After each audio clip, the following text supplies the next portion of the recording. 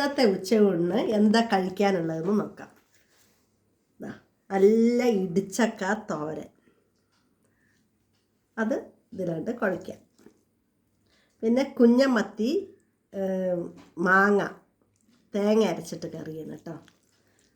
നല്ല മാങ്ങയും കുഞ്ഞമത്തിയും കൂടി അതിൻ്റെ കഷ്ണമെല്ലാം അങ്ങോട്ട് എടുത്തിട്ട് ഇതിലേക്ക് വെക്കാം.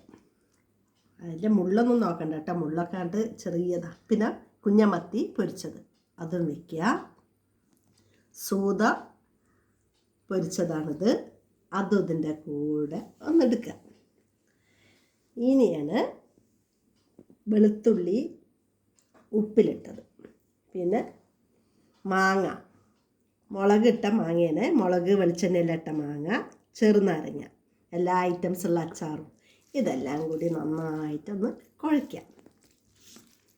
കുഴച്ചിട്ട് അത് കഴിക്കുക. എന്താ ടേസ്റ്റ് എന്നറിയാം.